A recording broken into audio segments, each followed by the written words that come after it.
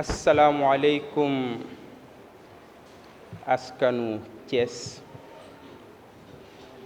maa ngi leen di nuyu bu baax kenn ku ci nekk rekk turam ak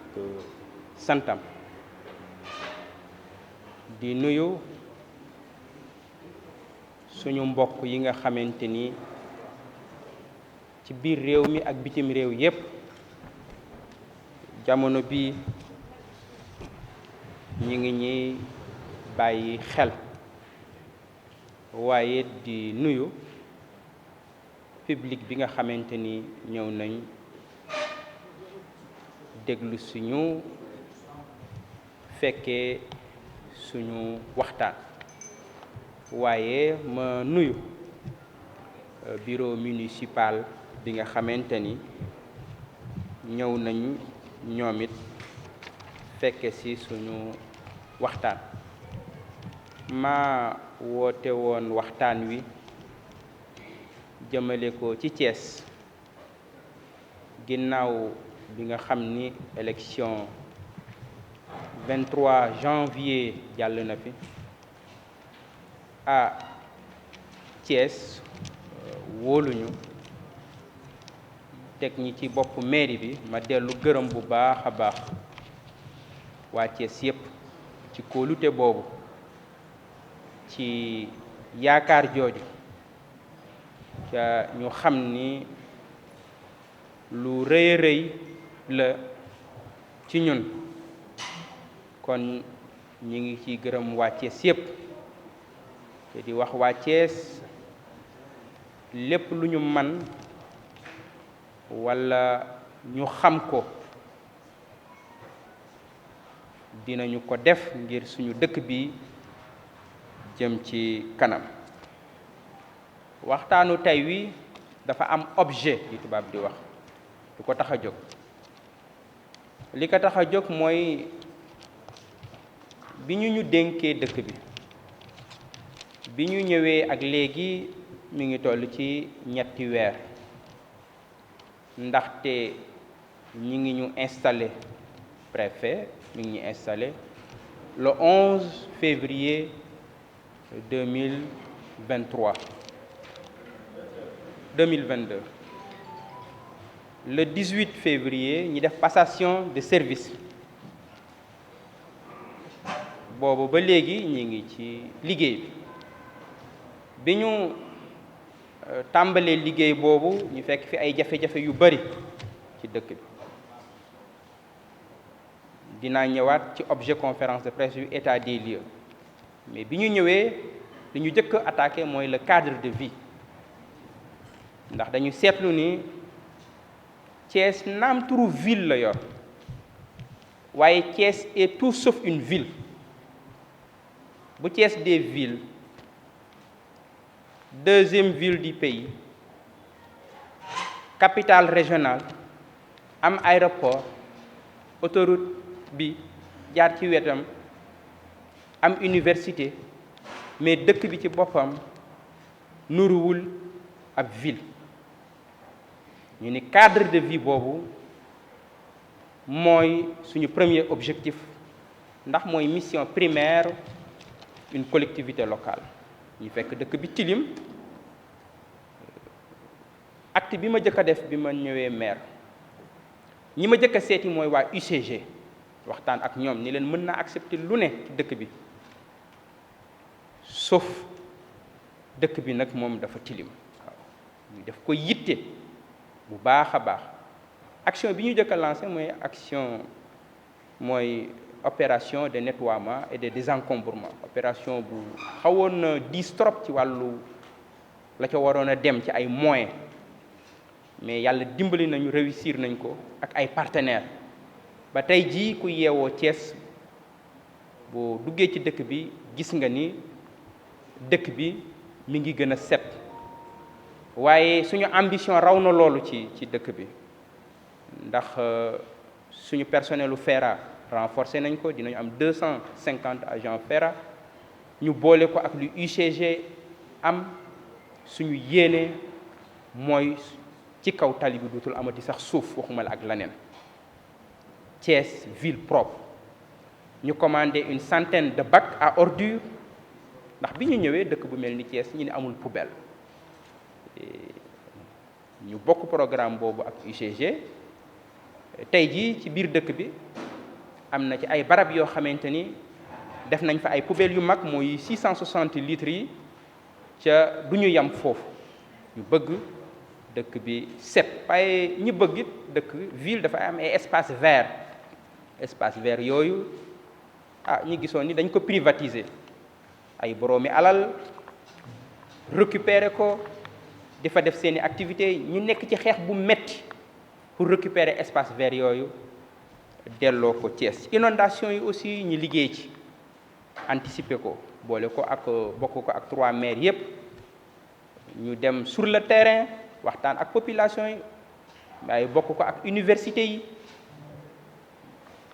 ñu dem ensuite ñu def beneen journée de synthèse def ci ay propositions yu concrètes di waajal inondation yooyu def ay activités pré-hivernales yoo xam ne curage am na ci yoo xamante ni saupoudrage la am na lu toll ci 12 machines moto pompe yoo xamante ni man personnellement en tant que maire de Thiès engagé wu naa pour jënd ko ngir ñu waajal hivernage yooyu. Éclairage bi aussi ñu ngi koy waajal bu baax ndax gis ngeen dëkk bi ni mu lëndëme man maire laa boo xamante ni guddi gi damay génn di xool dëkk bi keroog jouru Korité bi dama génn ma dem Place de France mais dama rus dëkk bu toll ni Thiès lëndëm gi mu lëndëm ñu ngi ciy lancé marché bu am solo pour ñu fas yéene dëkk bi aussi daal di set daal di leer ñu ngi waaj a lancé aussi benn opération activité pavage bu mag parce que dañu bëgg a changer visage yu Thiès et programme pavage boobu yéene bi ñu ci am bu ñu ci yàlla dimbalee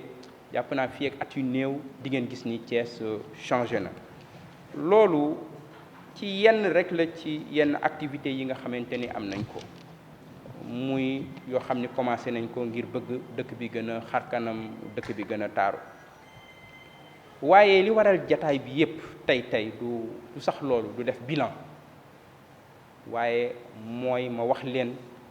man bi ma jëlee dëkk bi lan laa fi fekk ndax bi ma ñëwee dama def lu audit boobu ba léegi may jàngat dëkk bi di jàngat document yi di jàngat li ma fekk ci dëkk bi document audit boobu bi ma ci jotee naam am na lu ma ci yaakaaroon sax ci yorin wu bon ci yorin wu sellul waaye yàqu-yàqu yi wax dëgg yàlla fi ma ko fekk moo ëpp li ma gis moo ëpp fi li ma foogoon musuma woon a jàpp ni yàqu-yàqu yi ak seen niveau bi loolu nag bu amee ñu bëri nee nañ ma bul wax waaw ñu bëree bëri nee nañ ma bul wax ñu bëree bëri ñi ngi teg pression ci man pression bi fu ne mi ngi fay jóge waaw y compris ñoo xamante ni maak ñoom ñoo bokk coalition Yewwi Askan Wi parce que léeg-léeg nga gis borom doole mu jàpp ni xam benn leader bu nekk ci coalition bi mën na tax peut-être docteur Babacar Diop du def liggéey mu dem gis ko wax ak moom mais li ma gis mënuma ci noppi wala su ma ci noppee man dinaa nekk complice waaw dëgg ak yaakaar moo taxoon waa Thiès wat fal ñu dëgg ak yaakaar ak njub la waa Thiès yaakaar ci coalition Yewwi Askan Wi moom lañ ci yaakaar ci taxawaay boobu tey laa ci gën a engagé wu lu ma ci góobe gar dinañ ni dafa ubbi front yu bëri front yi dina bëri ndax njubadi gi moo bëri dina ni dafa ubbi ay front yu bëri moom dafa bëgg a xeex moom dafa bëgg xuloo xeex dina am xuloo dina am ndax yàqu-yàqu yi ci dëkk bi moo bëri loolu dinaa ñëwaat wax leen li xew ci dëkk bi wax leen yan matukaay aussi lañ ci fas yéene jël xaxaruñu kenn waaw amuñu problème it ak kenn amuñu xaar ma yàlla aussi ak kenn xaxaruñu kenn xeexuñu kenn amuñu xaar ma yàlla ak kenn benn interlocuteur rek la ñu am muy population Thiès ma waatal leen ni population Thiès boobu laa wax de tant que je serai maire de Thiès je défendrai les intérêts de cette ville moo tax dinaa waxtaan ak yéen ci personnelu ville bu Thiès ndax askanu Thiès dafa war a xam ndax man dama bëgg a liggéey ci transparence ci reddition des comptes muy wane ni jataay bu mel nii ak yeneen yu mel nii dinañ koy faral di def ak di rencontrer yenn association de jeunes yi waaye aussi ak participation citoyenne dafa am ay mouvement ay jeunes yu nekk ci dëkk bi te dëkk bi ñor leen te ñooñu duñu ay conseils municipaux mais dañ leen a war a boole ci liggéey bi ndax am nañ ay xalaat yu rafet muy chef de quartier yi la muy bàjjanu gox yi lañ muy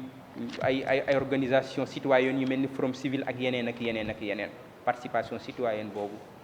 lu am solo la ci ñun ni ñu gisee mbir yi su ngeen seetloo personnelu ville de Thiès ci 2019 ba 2019 personnel boobu mi ngi toll woon ci 58 employés permanents maanaam 2019 boobu ba 2020 personnel boobu mi ngi toll woon ci 58 2019 laataa 2020 bi di jeex ñu yóbbu ko ci 78 employés permanents avec benn masse salariale qui tourne autour ci début 2019 117 millions boobu mujj dem ba 187 millions avant 2020 bi di jeex ci masse salariale boo xam ni Thiès dina leen ko fay ci 2020 ak 2021 mu jóge ci 78 employés permanents ci 31 décembre donc 2021 mu dem ci 116 employés permanents 116 employés permanents masse salariale bi jóge ci 187 millions dem ci 230 939 777 francs maanaam 230 millions yoo xam ni Thiès da koy fay ci ay salaire li tax may taxaw ci loolu mooy personnel boobu ay contrat durée indéterminée lañ leen defal lu matul ñaari at daanaka dañ ko doubler mais bi ñu leen di jël li ci ëpp teguwul woon ci soxla si dëkk bi ci besoin dëkk bi waaw soxlawu ci woon tey jii rapport yëpp wane na ni ñi saytu mairie bi yëpp wane na ni li xoj dëkk bi li xoj Thiès mooy masse salariale boobu 230 millions yoo xam ni dañu koy génne di ko fay ay salaire mu diis trop ci Thiès diis trop ci mairie bi ca xoj bu baax a baax mairie bi ca li ëpp ci personnel boobu ñi ngi fa mais liggéey bi li koy doxal dëgg-dëgg soo ko jëlee génnul lu mat 20 personnes waaw ça veut dire quoi de manière plus concrète des gens payés à ne rien faire loolu li ko waral mooy municipalité ci Sénégal mairie ci Sénégal tradition bi mooy clientélisme politique casé moo ko indi loolu ba tey jii ñi nga recevoir ñëpp wala rapport yi mooy le personnel au niveau de la mairie de ville de Thiès am na ay contrat yu ma fi fekkoon contrat yi moom c'est plus simple décision yi ma ci jël mooy du ma renouveler benn contrat depuis bi ma ñëwee ak léegi et loolu pour que mairie bi mën a souffler ndax mairie bi mënul di liggéey rek pour ngir fay ay salaire suñu jëlee ci wàllu koom muy gestion financière suñu xoolee recettes yi nga xamante ni prévoiroon nañ ko ci 2021 bi levé ko mi ngi woo toll woon ci 3 milliards 33 millions 3 milliards yoo xamante ni 33 millions 499 561 francs Thiès mujjul encaissé lu dul 990 millions 739 643 francs muy un taux de recouvrement qui tourne autour de 32%. loolu mandarga la ci néew doole gu mairie Thiès néew doole ndax bu ñu nee suñu budget mi ngi toll ci 1,8 milliard waaye xam ngeen ni dëkk bu toll ni Thiès deuxième ville du Sénégal capitale bu toll ni Thiès ñi ni budget mi ngi toll ci 1,8 milliard loolu honoré wuñu waaw 1,8 milliard taux de recouvrement qui tourne autour de 32%. Muy un manque à encaisser qui tourne autour de 2 milliards 42 millions 759 918 francs CFA. ca loolu mën na gën a metti li tax mu gën a mën a metti surtout l'année prochaine mooy gouvernement bi dafa am benn fonds bu muy wax le fonds PACASEN muy dimbali Thiès yi dimbali maire yi fonds boobu dañ ko nar a perdre l'année prochaine lu mu néew 250 millions la lu tax ñu nar ko perte mooy le budget dañ ko war a voter avant le 31 décembre équipe bi fi nekkoon voté wul woon le budget bi ba ñun bi ñu ñëwee la ñu jël budget boobu pour voter ko bi ñu ñëwee lañ koy doog a voter ca fonds PACASEN boobu boo voté wul budget bi da nga koy ñàkk ñi ngi def ay pexe di waxtaan ku ñu xam ku mu ku ci mën a jàpp nga jàpp ci waaye lu toll ci 250 millions Thiès nar na ko perdre ci budget l'année prochaine ku ñu ci mën a jàppale rek nga jàppale ñi bépp doomu Thiès it fu mu mënti nekk mu mën ñi ci jàppale lu tax ni 250 millions Thiès soxla na ko ndax am na fu mu mën a dem ci biir dëkk bi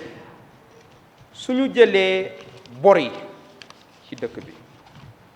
bor yi mairie bi mi ngi toll ci 783 millions 642 914 francs 700 millions de bor ci mairie boo xam ni sa budget 1 milliard et quelque la ci ay bor yooyu ñetti catégorie am na ci lu ñuy wax des dettes déjà visées par le receveur dettes yoo xamante ne engagé nañ ko visé nañ ko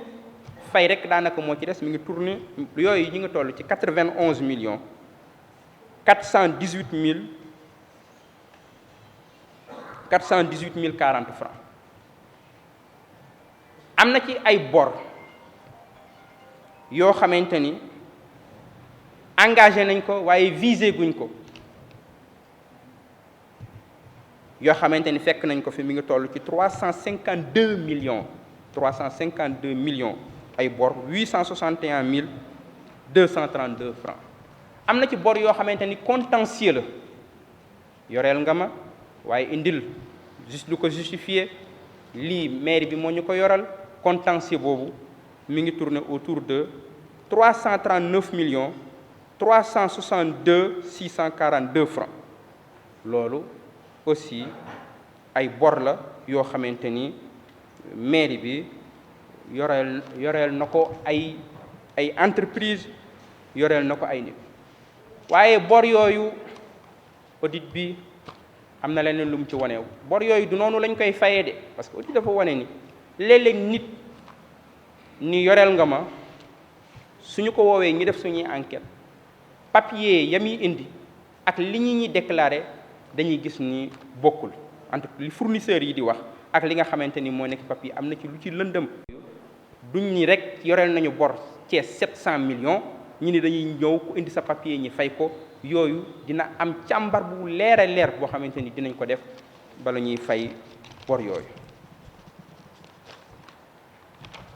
bu loolu weesoo dafa am lu ñuy tudde propriété communale. propriété communale mooy loo xamante ni espace la maanaam terrain la mën na am terrain bi am lu fa nekk mën na am terrain bi dara nekku fa mais terrain bi Thiès moo ko moom mooy ville de Thiès moo ko moom. ville de Thiès moo ciy dogal moo xam dafa am lu mu fay def moo xam da koy louer. daf ci am ay barab yoo xamante ni Thiès daf ko louer ñooñu di fay ñooñu ñi ngi dugal ci dëkk bi at mu jot 13 975 000 francs dinañ ko dugal ci dëkk bi. propriété communale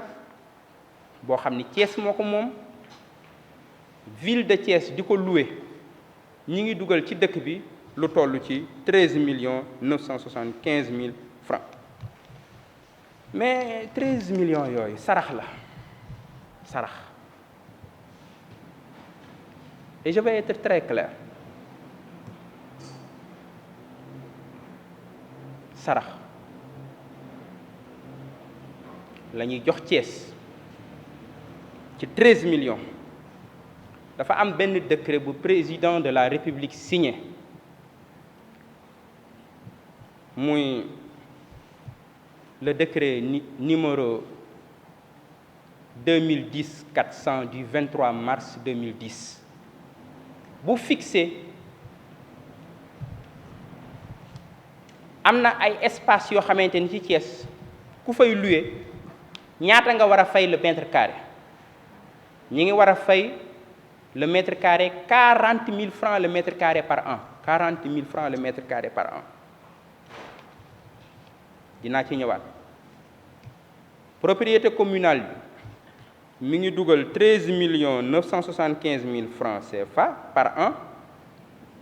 alors que bu fekkoon ñooñu fay nañ li ñu war a fay Thiès dëgg ñu toppatoo mbir moomu lañ war a fay ñu war ko fay Thiès lu mu néew Thiès waroon na cee gagné 426 520 000 francs 400 millions xool leen 13 millions ba 400 millions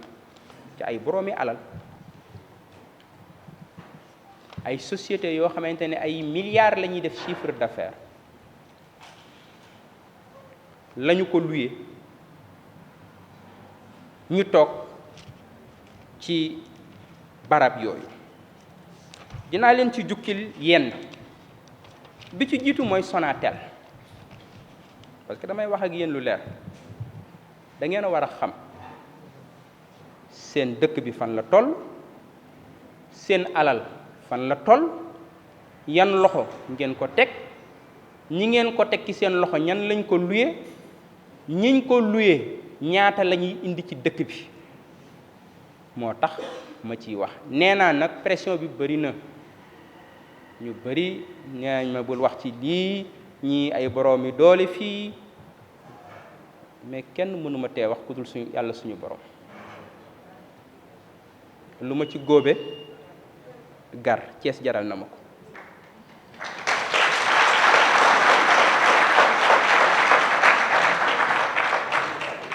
wax naa benn nit mu ñëw di ma jéem a découragé naan ma dëkk bi dafa ba ay boroomi doole ma ne ko sama diggante ak waa Thiès bu ci safara doxoon suñu diggante ma traversé safara bi dama wuti waa Thiès.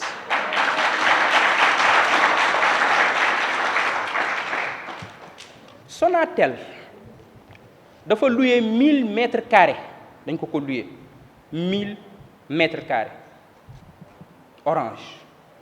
Orange di fay 6 000 francs le mètre carré par an soit 500 francs le mètre carré par an par mois soit 500 francs le mètre carré par mois jaaykatu jën bi sax boo ko loué woon dina la fay lu ëpp lool. Sonatel moomu di dugal di fay Thiès 6 millions par année 6 millions par année toog ci 1000 mètres carrés 1000 mètres carrés loolu lay tudde sarax bu fekkoon appliqué nañ le décret du président de la République numéro 2010-400 du 23 mars 2010 décret boobu fi Sonatel di fayee fi Orange di fayee 6 000 francs le mètre carré mi ngi war a fay lu mu néew néew 40 000 francs le mètre carré kon ñoom ñi ngi sarax weer wu at mu jot 6 000 francs le mètre carré ca waroon nañoo dugal ci dëkk bi 40 millions lu mu néew néew par année waroon nañ ko fee dugal lu mu néew néew bu fekkoon li ñu waroon a fay nañ kon at mu jot ñoom ñi ngi def seeni chiffre d'affaires di yóbbu seeni dëkk bàyyi ñu ci ndóol bàyyi ñu ci ay jafe-jafe dama ni ce contrat là je veux m'adresser à Orange doit être renégocié et sera renégocié.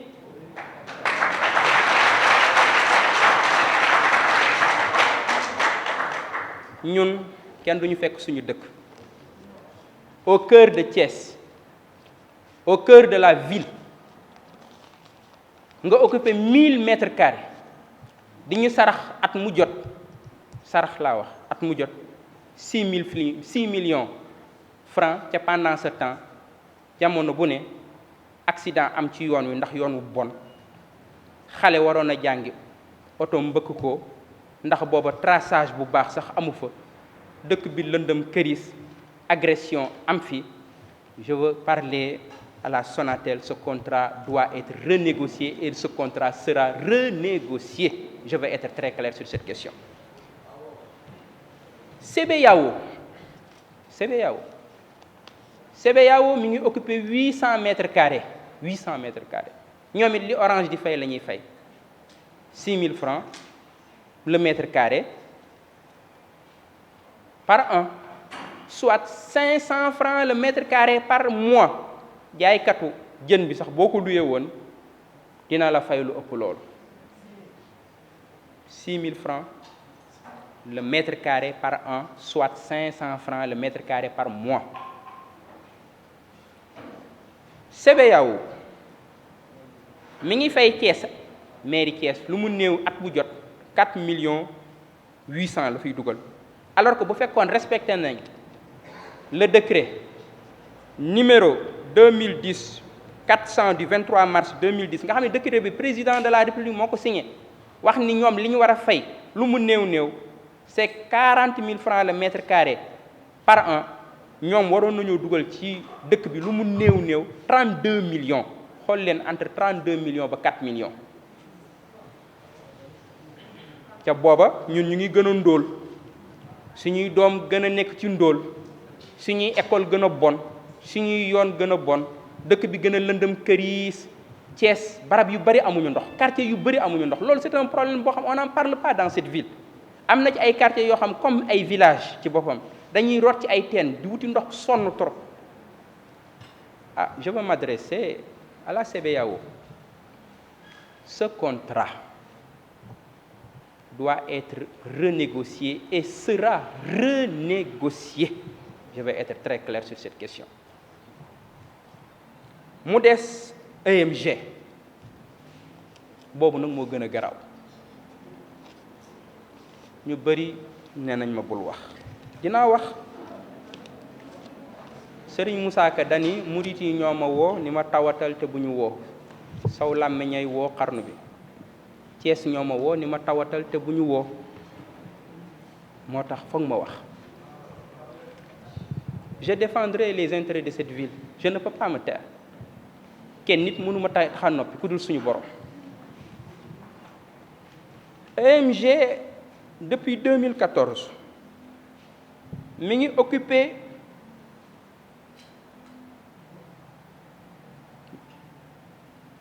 1435 mètres carrés 1435 mètres carrés Mbaye Gueye EMG.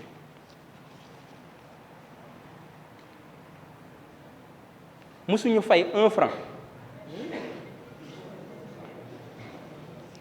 1 franc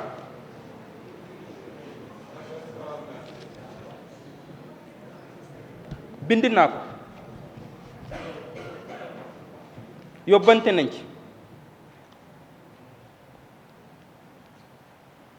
ñu fay li ñu amal Thiès parce que 8 ans yooyu dañ koy fay mënta ñàkk.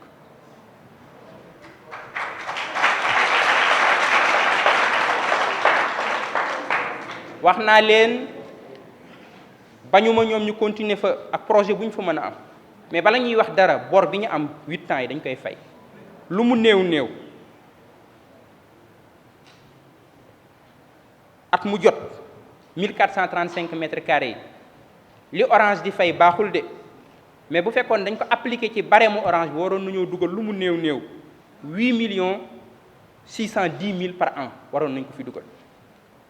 envoyé nañ leen nag par voie huissier wax leen bor bi ñu amal Thiès mu toll ci 68 880 000 francs nañ ko fay suñ ko fayul dañuy jóg amul la neen. Je vais être clair sur cette question. Maqaama ñëw ci dëkk occupé 1435 mètres carrés di le cœur de la ville ca fayoo loolu nag barke yëggu gu fa yaakaar naa ci dëkk bi donc loolu bëgg naa ci leeral. mu des yeneen benn bi mooy Mikelan ak coow man maa jël décision am yéene ni Mikelan fi mu ne foofu du place am ñun bi ñuy nekk xale foofu jardin moo fa newoon jet d'eau moo fa newoon dëkk dafa am ay barab yoo xam ne ñëpp ñoo ko bokk war a nekk ay espace vert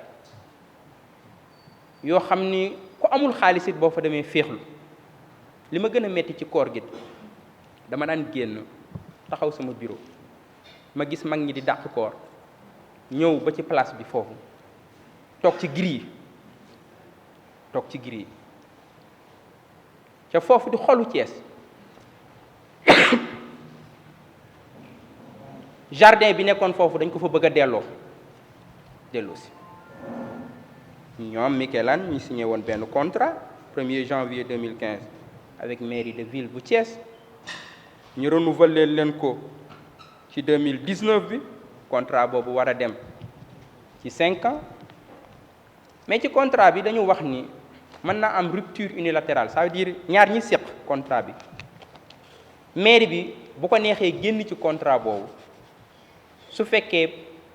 benn ci engagement yi benn partie bi respecté wu ko te engagement bi ci gën a leer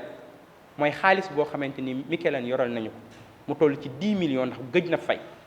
waxatuma laak Mikelan ba ma fa demee ak suñuy équipe la fa nekk ci tilim la fa nekk ci insécurité ak leneen leen daal laa mën a wax jël ko engagement foofu jardin public la woon nous remettrons le jardin public qui est là-bas inchallah c'est un engagement que j'ai pris et nous nous battrons pour que foofu quel que soit le prix je suis engagé ca du jardin boobu rek am na yeneen i jardin yu nekkoon ci dëkk bi yoo xamante ne engagé wu nañ ci de faire de la place de France la promenade la plus belle place du Sénégal am nañ ay fondation yu ñu ciy liggéey ndax projet ville verte boobu di yenn dëkk ab ville day am ay espace vert ville day am ay espace vert waaye ville bu amul espace vert ci Thiès laa ko gis loolu dina jeex ci dëkk bi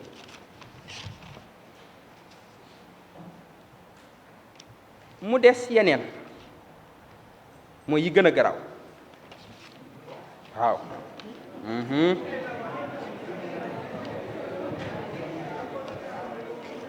ay scandale financier yoo xamante ni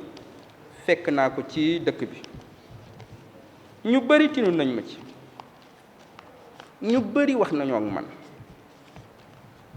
ñu bëree bëri nee nañ ma bu ci wax mais est-ce que mën naa ci noppi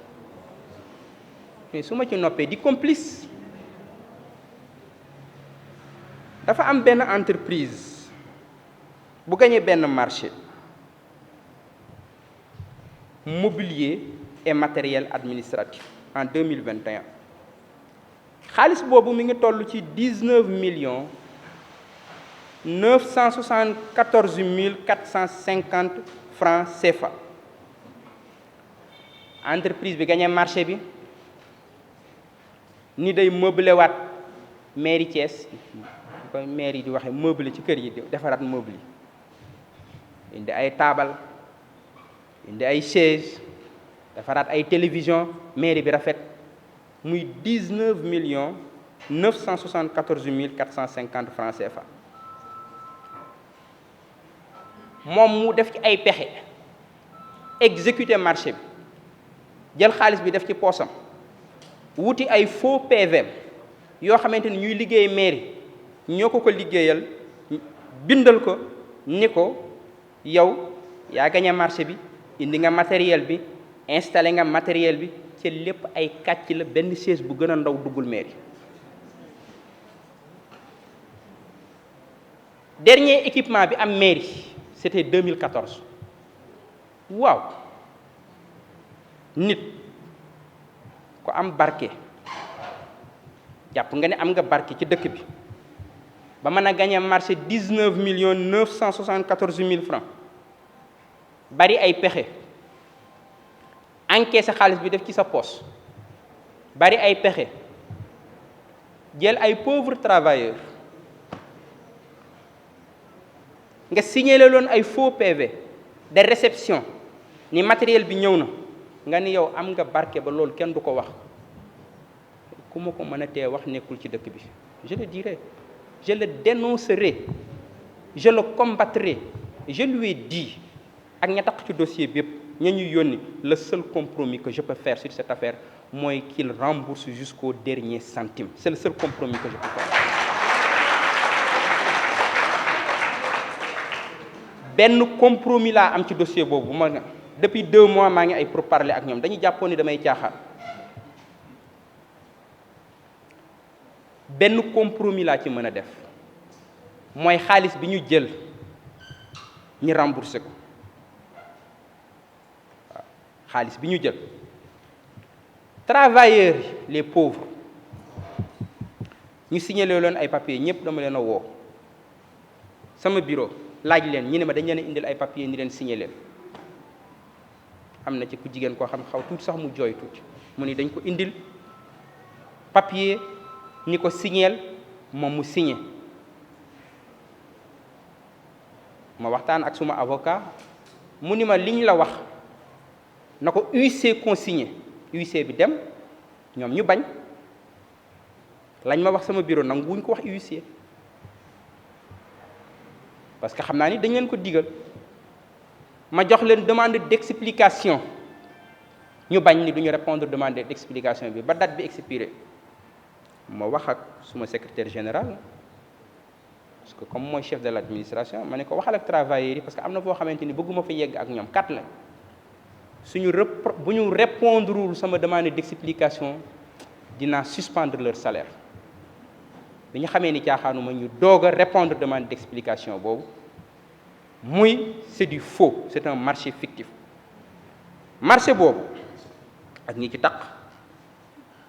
ak fournisseur bi nga xam moo ko gagné benn compromis moo mën a am mooy xaalis boobu ñu restituer ko jusqu'au dernier centime. waaye loolu am na lu ko gën a garaaw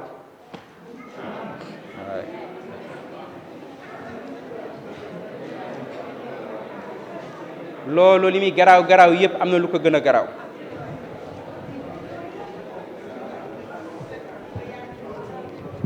li ko gën a garaaw xam ngeen lan la ndax jàpp naa ni lu nit bëgg-bëgg alal war fee mën a bàyyi cimetière yi nag ndax ñun ñëpp fa lañ jëm waaw lu nit bëgg xaalis war fee mën a bàyyi cimetière yi même booy jël alalu waa Thiès ñiy dund waaye ñi dee nga mën leen a muñal sax. mairie Thiès defar benn marché cimetière cité Balabé 2 benn côté bi mairie Thiès Est moo ko war a tabax li ci des ñu war ko yeggale mairie ville moo ko war a tabax ñi lancé benn marché boobu mi ngi toll ci 19 millions gars yi moom ñu bëgg chiffre 19 la ci scandale yi moom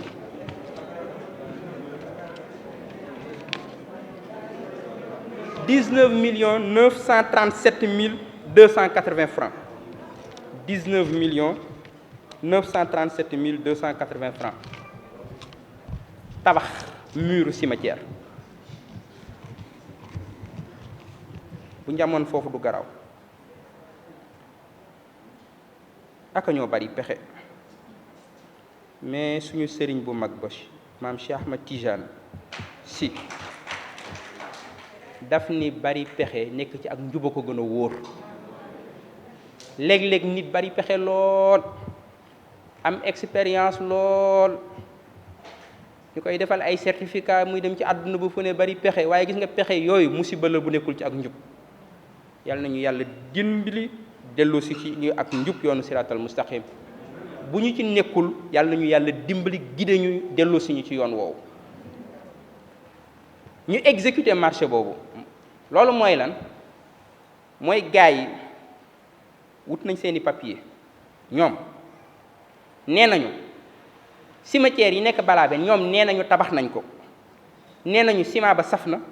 nee nañu fer ba mat na nee nañu mool ya doy nañu nee nañu maçon ya def nañu seen liggéey ba cimetière ya tabax nañu ko ba mu pare ñoom ñëw nañu indi seeni papier duggaat mairie jaaraat ñi ñu jaaroon ñu signé leen te ñi leen di signé génnuñu mairie de ñoom ña nga toog ci seeni bureau ni leen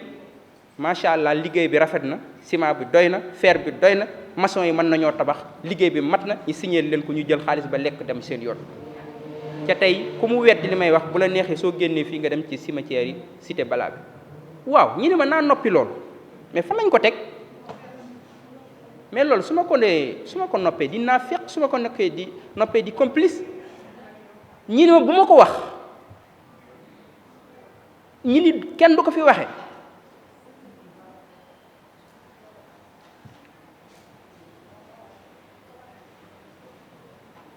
je leur ai dit benn compromis laa ci mën mooy xaalis bi ñu jël muy 19,937,280 francs qu'il rembourse jusqu'au dernier centime. C'est le seul compromis. Huissier bi dem na fa constaté ko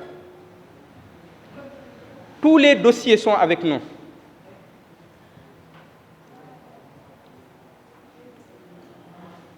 Désormais, c'est Maître Moussa Sarr qui va défendre les intérêts de la ville de Thiès. Maître Moussa Sarr, le grand avocat,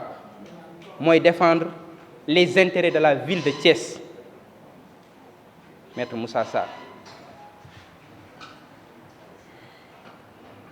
Moi, le matériel du mobilier, moi, les cimetières, nous allons engager une action judiciaire. Dem ak ñoom ci yoon auprès du procureur de la République. Soit ñu rembourser xaalis bi soit ñu porter leen plainte barke yeggul nag ci Thiès barke yeggul nga décaisser xaalis lekk def ci sa poos dem te kenn du ko wax loolu barke yeggu gu fi ci dëkk bi loolu dama ci bëgg a leer scandale yooyu mi ngi fi ci yenn yi nga xamante ni jukki na ko su ngeen xoolee dinañ la ni Thiès amul koom-koom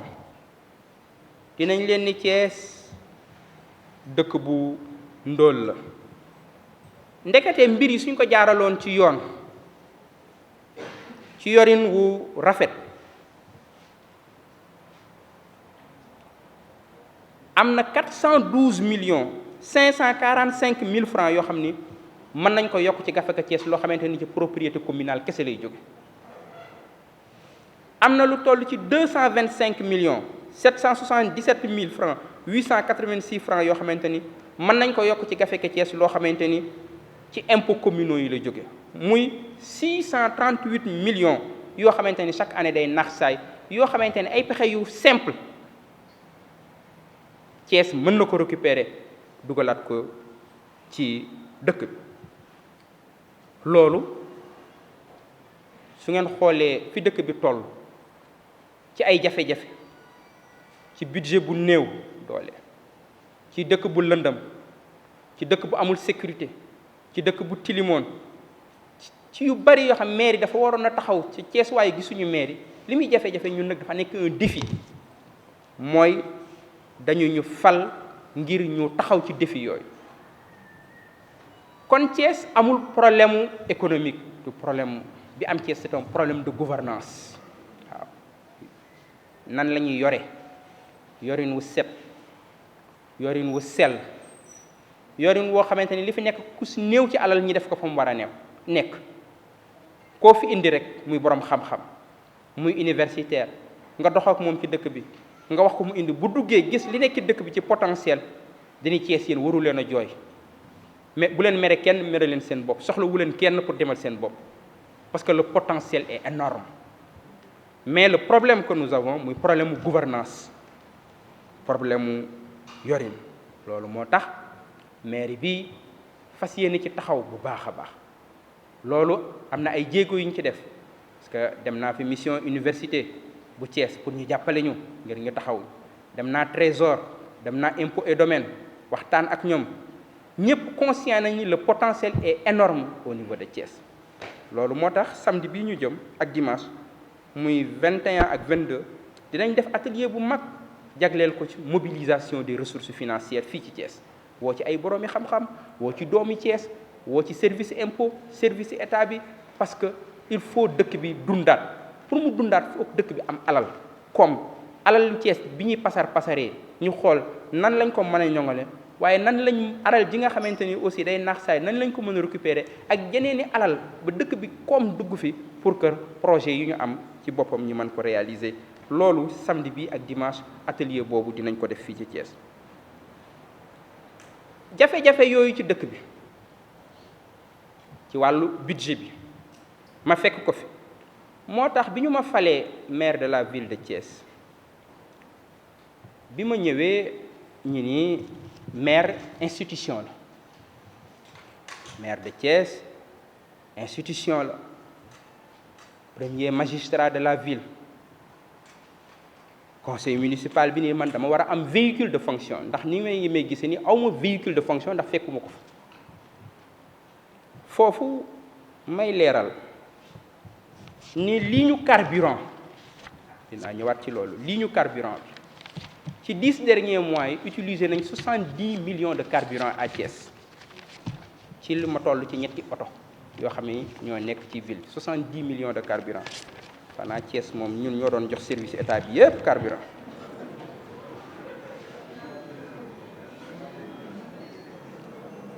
ñi ni maire de ville de Thiès dafa war a am véhicule de fonction am na sax ñu nekk ci coalition Benno Bokk Yaakaar ndax yàlla dafa ñu dimbali ñun suñu conseil municipal dina tàng waaye ba léegi ñun ñëpp xam nañ li ñu boole mooy Thiès ñu nekk ci yeneen i coalition jàpp ni maire de ville de Thiès dafa war a am véhicule de fonction ma ni leen dëgg la mais jafe-jafe yi ma fekk ci dëkk bi ay bor jafe-jafe yi nga xam ne fekk naa ko ci jamono bii man docteur Babacar Diop rus naa Thiès di ma jëndal véhicule 40 millions ma ciy dugg di dox ci biir dëkk bi looloo tax ma renoncer à mon véhicule de fonction xam naa ni damay génn léeg-léeg ñu bëri naan waaw maire moom oto bi dañ ko war a defar dafa war a am oto bu rafet oto bu baax ndax mooy premier magistrat de la ville de Thiès sama liggéey ajuwul ci oto bu rafet déedéet ajuwul ci oto bu rafet ci xalaat yu rafet la tool la aju ci yéene yu rafet la aju ci jëf yu rafet la aju ñaanal leen ñu loolu moo ëpp solo ci boppam fi Thiès toll ci ay jafe-jafe rus na ci budget Thiès ñi ci jël 40 millions di ma ci jëndal oto véhicule de fonction man Babacar Diop mu ciy dugg di ci dox samay soxla di dem sampaate di romb ñoo xamante ni fonde la ñuy ndékkee wala moom la ñuy reere loolu rus naa ko jomb naa ko ci jamono bi. ko ñu demee ba Thiès man ko bu boobaa peut-être waaye du jamono bi. loolu moo doon waraloon jataay bi ma ni dinaa waxtaan ak waa Thiès ma defal leen état des lieux de la gouvernance municipale waa Thiès xam lu xew ci dëkk bi waa Thiès xam lu xew ci mairie bi waa Thiès xam ñi yor seen alal toog fa ñi xam leen waaw ngeen xam ko su ngeen rombee benn société mu toog ngeen xam ni société bii fi mu nekk yéen a ko moom ñaata nag la leen société boobu di fay da ngeen koo war a xam bu ñu renégocier contrat yooyu ba mu leer it dinaa ñëwaat fii wax leen ni le contrat yi renégocier nañ ko lii la société yooyu di fay. asalaamualeykum wa rahmatullah. Kajoor Glace mi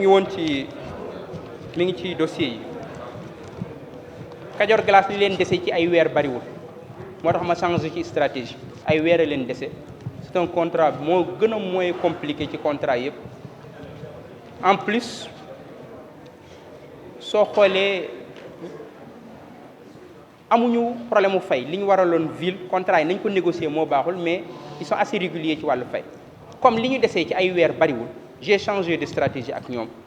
mais wax naa Kajoor Glace ñëw nañ fa les yeux dans les yeux Kajoor Glace wax naa leen da ngeen di jóg fi ñu nekk wax naa leen ko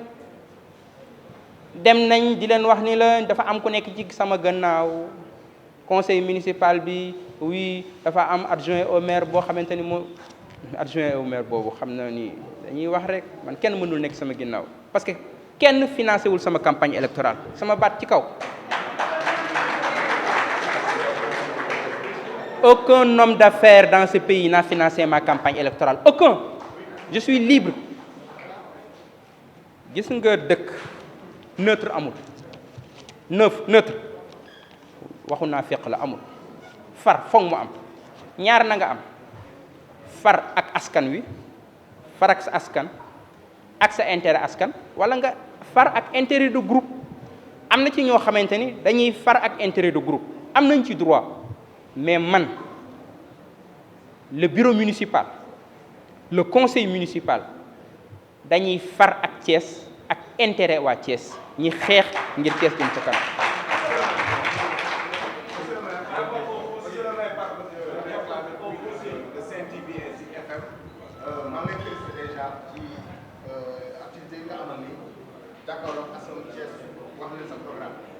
mais en âme et conscience monsieur le maire ak sa position nekk maire ba pare nekk ci opposition nga engagé ay combat yu mag jëm ci ay fii muy mel ni Sonatel ndax xalaat nga ni ak doole bi ñu am te su ko waxee doole bi maanaam fu ñu wéeru ci nguur ak ci yeneen puissance étrangère ndax am nga yaakaar ni mën nga jël gagner face à ces entreprises yu mel ni Sonatel ak banque yu mel noonu beneen bi ñaareelu question bi moo jëm ci gestion bi ci scandale yu bëri yi fi nekkoon maire di Talla Sylla moom mooy le responsable moral et municipal bi dëgg ndax poursuite yi moom da nga ciy visé waaw wala déet merci loolu mooy sama question merci. li ma bëgg a wax ci doole man sama doole mooy askanu Thiès.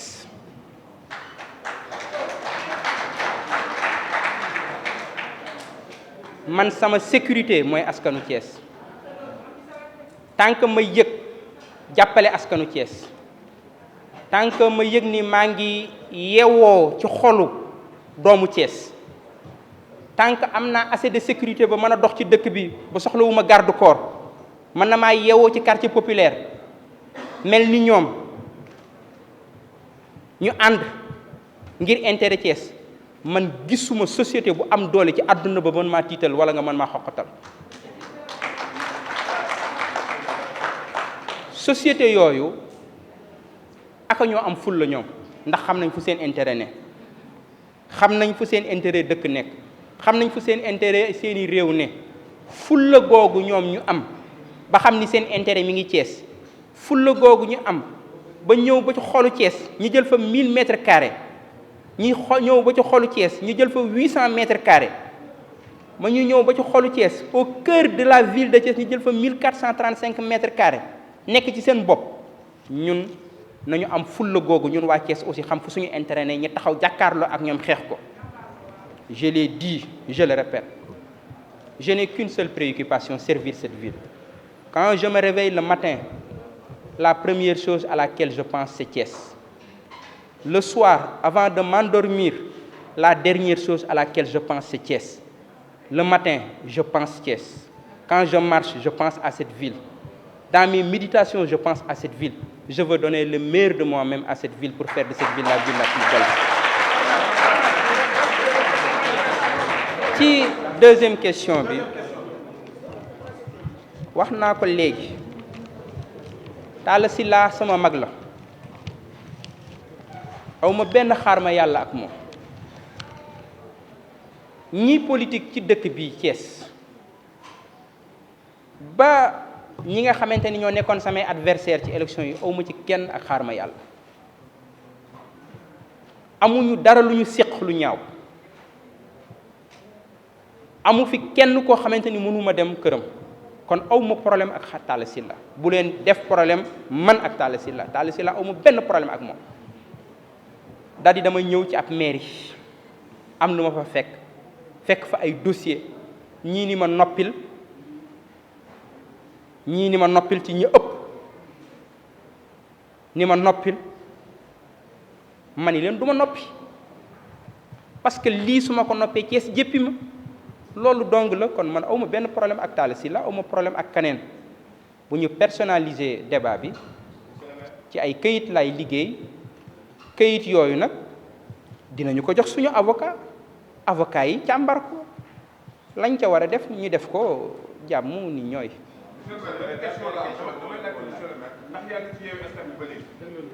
No comment.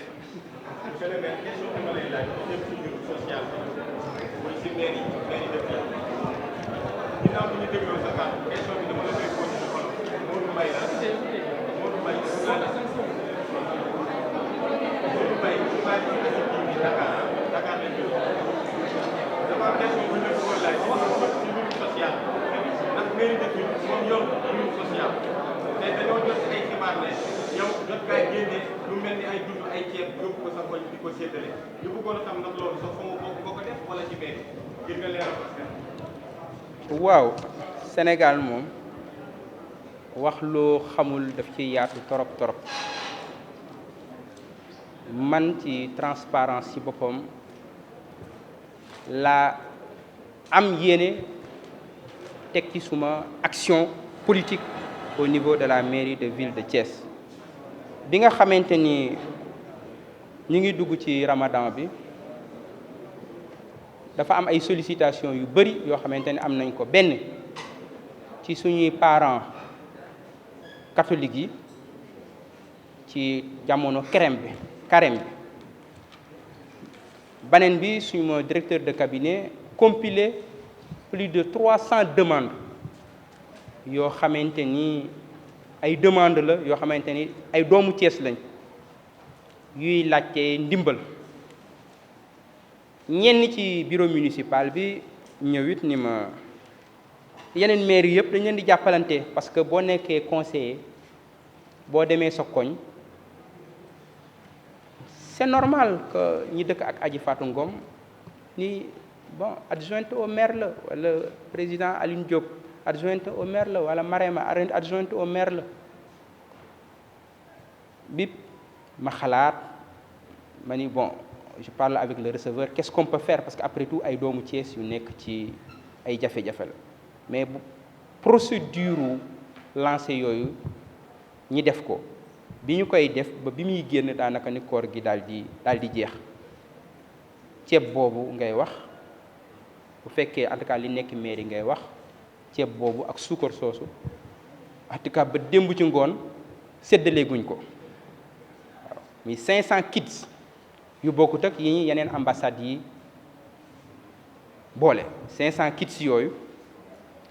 Adama Diawara directeur de cabinet mi ngi liste demande yëpp ci carême bi ñi nga xam dañ leen a waroon a jàppale ca mujj leen woon leen a jàppale ndax conditions yi xawoon na jafe mu métti woon ma trop suñu mbokk catholique yi seen i demande yi fa nekkoon mënu ma woon def dara parce que conditions yi jafe woon mu métti woon ma lool ak suñu yenn mbokk musulman yi nga xam dañu déposé woon ay demande procédures yi xawoon yeex ba ceeb boobu bi muy ñëw donc mu amoon ay jafe-jafe maintenant diggante docteur Babacar Diop ak waa Sampaate nag ku ci bëgg a dugg nag di nga def problème nag Sampaate ba ma fay def social nekkaguma maire man damay liggéey du ma chômeur de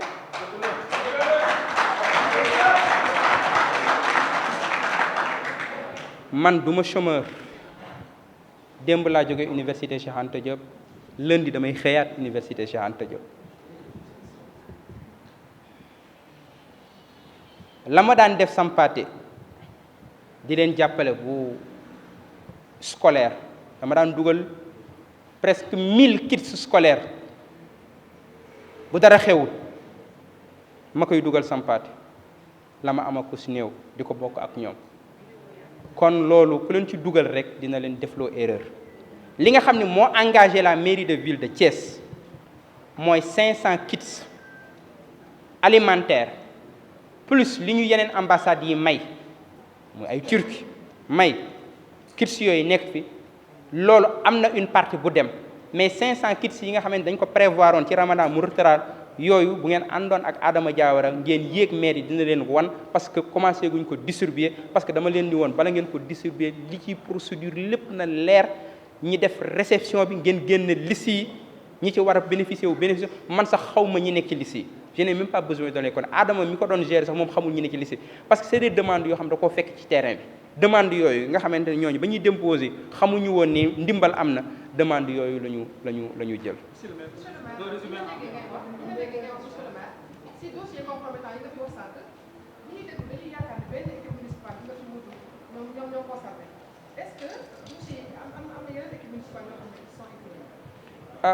dinaa faral di wax ni depuis que je suis arrivé à la tête de cette mairie dama changé un peu de perspective boo dëkkee Thiès sa yaram tàng Macky Sall moo xeex Thiès ngay wax Ablaye Wade moo xeex Thiès mais en vérité boo ñëwee mairie nga càmbar yorin bi fi nekkoon ak yi ko jiitu da ngay xam ni du président Wade moo xeex Thiès du Macky Sall moo xeex waa Thiès ñoo xeex waa Thiès ndax yorin wu bon ku leen ni mairie mën na lépp waxul dëgg mairie mënul lépp waaye mairie am na lu mu mën am na ay rapport yi ma fekk ci mairie bi du ordre du jour duma ci wax mais bu dëgg amoon ci yoo dëkk bi yoon amoon ci dëkk bi doon na doxee na neen kon yorin wu bon woowu yaatu na fi yàgg na fi moo tax muy défi dinaa lancer aussi beneen audit boo xam si sur le foncier xam naa ni mënuma ko régler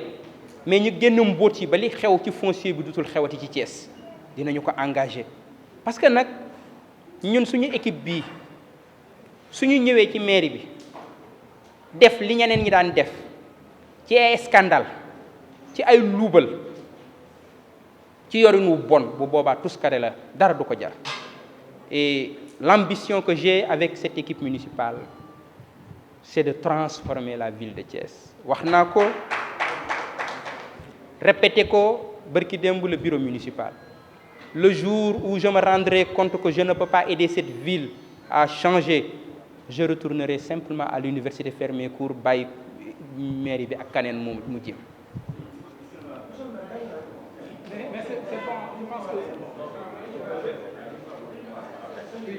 c'est bon. Oui, deux questions, Babacar et Ndiaye. Oui.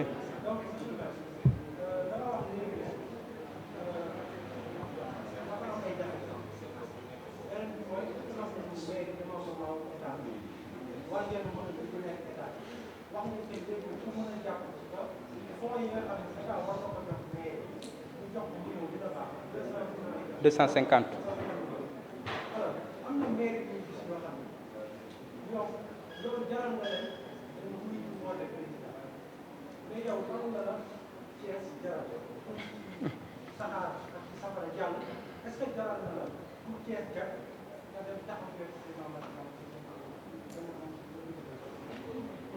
Bon,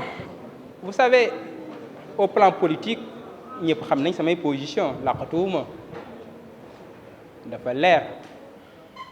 Je pense que s'il y a un seul opposant dans ce pays, c'est Babacar Diop. Il n'y en a pas deux. Un seul opposant, c'est Mion. Bu fekkee benn la dans ce pays man. Mais soo bootee dëkk bu toll ni Thiès, faut que sa perspective change. Parce que responsabilité. Man awma benn problème avec les services de l'État. Je remercie le gouverneur de la région de Thiès. Parce que man du ma dugg ci naafeq, du ma teesante. Je suis maire de ville. Je remercie le préfet de Thiès, du département de Thiès. ñooñu ñu mat seen place lañ awma benn jafe-jafe ak ñoom. Je remercie yeneen service de l'État muy commissariat central, premier arrondissement, service d'hygiène, la zone 7, l'armée. Tous les services de l'État collaborent avec le maire de la ville de Thiès. Amuñu benn jafe-jafe. Loolu su ma ko waxul, y compris UCG, contrairement li gars yi jàpp UCG dama leen di dimbali ñu jàmbaare lañ ma nekk seen premier partenaire. Vidéo bi circulé contexte bi foog nga raf ngeen dugalaat ko ci contexte bi ci boppam. Donc y compris man on amu benn problème avec les services de l'État. Maintenant les 250 millions yi ñor na waa Thiès. Maintenant def nañ plaidoyer bi auprès de la directrice Ndeye Marème ñu ngi koy nuyu bu baax, mais lim ñu xamel mooy à ce jour on risque de à 99% de chance que ñu perdre le fonds PACASEN. si bor yi ndax étudiant Thiès waay dañ ci bokk parce que dañ leen dégg souvent ñuy ñaxtu ñu ni dañ leen yoreel ay subventions yu daaw jee fayaguñ, donc bor yooyu ndax étudiants yi si lañ bokk. Ma toute dernière question, fournisseur bi nga wax si le mobilier là apparemment tuddoo ko lu tax tuddoo ko alors que tudd nga fi ay Sonatel ay CBA yooyu ki ñu yoreel suñu 19 millions yooyu lu tax tuddoo ko. Donc muy étudiants yi ak. étudiants yi le personnel. ak le personnel. Oui. Bon le personnel xam nañ sama position ñoom ak seen bopp daje naa ak ñoom. Le chef de l'administration wax naa ko il faut ñu mun ay pexe. dinaa rencontrer aussi l'inspection du travail ñu xool yan pexe lañu mën a dem parce que il faut ceux qui sont payés ñu amal njëriñ Thiès wala ñu wut un moyen de se débarrasser d'eux. Ça c'est une position radicale. Soit ñu débarrasser wu d'eux, soit ñu redéployer les ñu am naa un programme boo xam ni traversé la mooy mairie Thiès bu ñu xëyee xale yi bëgg a war a traversé jàngi école ba kat wala lycée Malick Sy wala congé bi ñooñu teel a dem pour jàppale xale yi traversé. Donc ak yenn heures yi am na ci ay rond-point yoo xamante ni dafay am embouteillage métti mais Thiès dafa war a présent ci biir yooyu. Jour Korité la nuit quand je suis arrivé à la place de France, il y avait bien la mairie doit être présente. Je leur ai dit il faut loolu mu nekk seen liggéey. Je sais que nekkul leen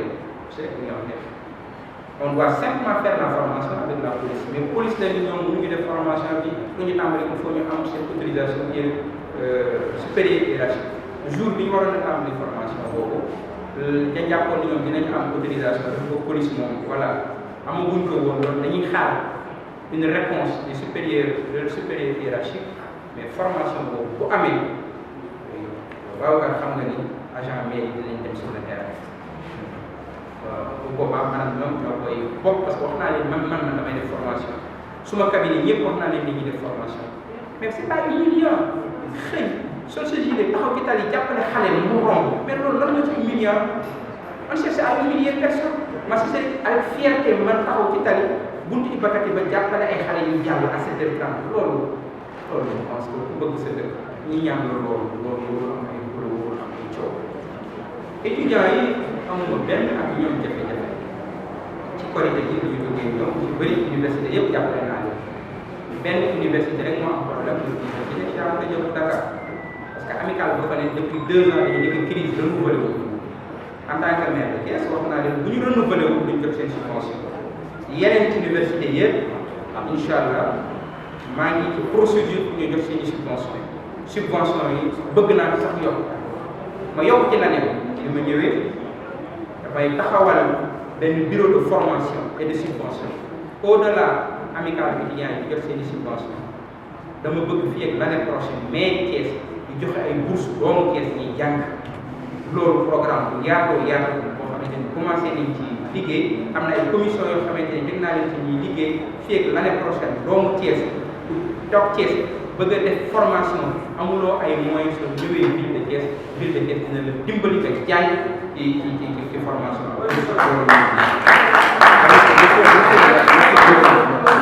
sama question mooy maanaam le mobilier ba nga tàmbalee wax le mobilier ak cimetière yi dañuy benn fournisseur c'est le même fournisseur et bon pour le moment c'est pas la peine je pense à l'état actuel moom ak ñëpp woon ñëpp ak ka ko joxoon marché bi xam nañ ci sama position leer na fournisseur boobu lu tax nga tudd ñële tuddoo ko fournisseur boobu bi mu xamee ni jaaxaanuñu xam nga lu mu dem mu yóbbu ay maçon ci cimetière yi ñiy profité di jiima tabax daa di condition yu garaaw a garaaw amul benn sécurité parce que xam na ni ci yoon la ñu jëm xam na ni il a un pas en prison ce matin dañ ko yónnee ci wax ko na arrêté tabax parce que moom am na PV bi tabax na ba pare